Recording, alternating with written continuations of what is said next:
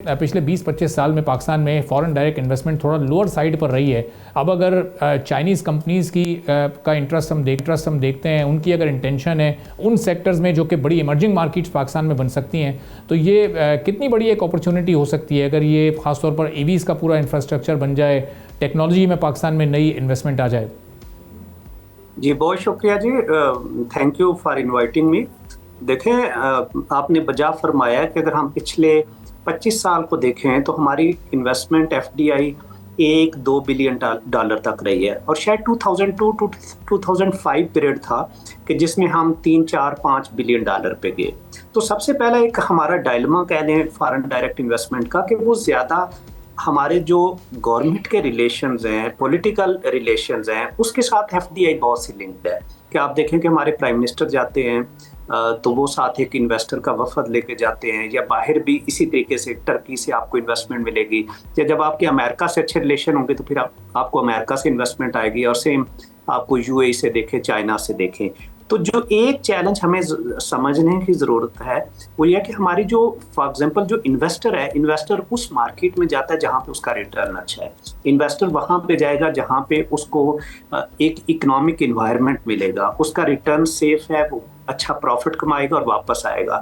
तो ये एक डायलेमा है कि हम जो दुनिया की प्राइवेट इन्वेस्टमेंट है, जिस तरह आप अमेज़न को देखें, आप एप्पल को देखें, ये बड़ी बड़ी कंपनीज इंडिया में गई हैं, बांग्लादेश में गई हैं, लेकिन अनफॉर्चुनेटली अभी आप देखें तो माइक्रोसॉफ्ट ने अपना पाकिस्तान में ऑफिस क्लोज कर दिया है। तो हमने शायद वो प्राइवेट जो इन्वेस्टमेंट है, जो अपॉर्चुनिटी है, उसको टैप नहीं किया है। अब मैं दूसरे आपके सवाल की तरफ आता हूँ, जवाब की तरफ आता हूँ कि देखें, हम ये जो एनर्जी है, आईटी है, ये वो सेक्टर्स हैं जो बड़े इमर्जिंग है, मिनरल्स हैं कि जहाँ पे हमारे पास बड़ा वास्ट पोटेंशियल है। आईटी की एक्सपोर्ट हम स्ट्रगल कर रहे हैं। मेरे ख्याल से कोई बड़ी चीज़ नहीं कि हम अगले 4-5 साल में इसको, जो इस वक्त एग्जिस्टिंग 3-4 बिलियन डॉलर है, हम इससे उसको 25 बिलियन डॉलर पे 20 पे लेके जा सकते हैं। सेम एनर्जी हमने बहुत लॉसेस किए हैं पिछले 20-25 साल में।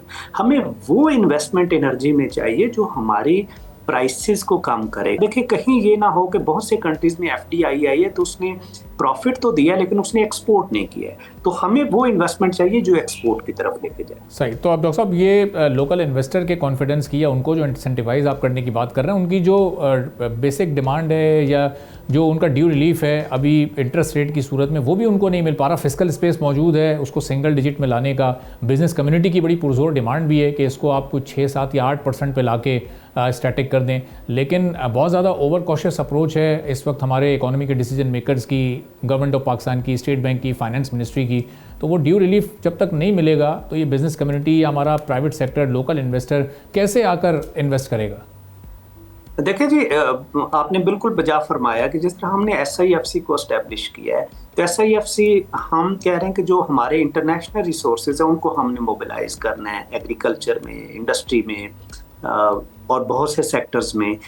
लेकिन देखें, अभी तक हमारा ध्यान नहीं है कि जो हमारी अपनी लोकल इन्वेस्टमेंट है हम उसको कैसे मोबिलाइज कर सकते हैं, कि जिससे हमारे जो लोकल इन्वेस्टर्स हैं वो अपने रिसोर्सेज को राइटली मोबिलाइज करें, वो मैन्युफैक्चरिंग के अंदर आएँ, वो इंडस्ट्री के अंदर आएँ, वो एग्रीकल्चर की प्रोडक्टिविटी को इन्हांस करें।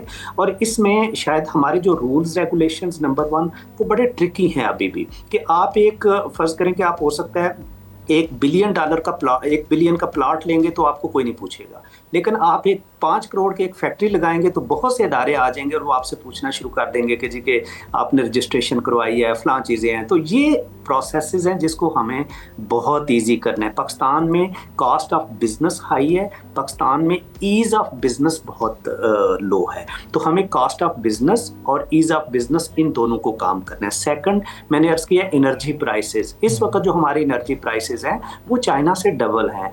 इन प्राइसेस के ऊपर आप compete नहीं करेंगे। थर्ड, हमें अपने रिसर्च एंड डेवलपमेंट पे पैसा लगाना है। दुनिया में जहाँ पे तहकीक होती है, रिसर्च होती है, यूनिवर्सिटीज़ अलाइन होती हैं, स्टार्टअप में, एंटरप्रेन्योरशिप में, वो कौमें आगे जाती हैं। जो चौथी एक चीज़ पाकिस्तान में मिसिंग है, अगर आप देखेंगे तो 18th अमेंडमेंट के बाद सूबों के पास बहुत बड़ा रोल है कि अब पैसा भी सूबों के पास जा रहा है। बहुत सी जो इंडस्ट्री इस तरह की इंसेंटिव्स हैं वो सूबों ने क्रिएट करनी है। तो हमें शायद फेडरल प्रोविंशियल लेवल पे वो हार्मनी चाहिए कि जहाँ पे सूबों का जो बजट है, क्योंकि इस साल अगर आप देखेंगे तो आपका फेडरल जो डेवलपमेंट बजट है वो 1 ट्रिलियन है, प्रोविंसेस का जो डेवलपमेंट बजट है वो 3.2 ट्रिलियन है। तो इस बजट को भी अपनी ग्रोथ के अंदर लेके आए। इस वक्त हम एज्यूम कर रहे हैं कि फेडरल गवर्नमेंट सारा कुछ करेगी, नहीं, इस वक्त सूबों का बहुत बड़ा रोल है।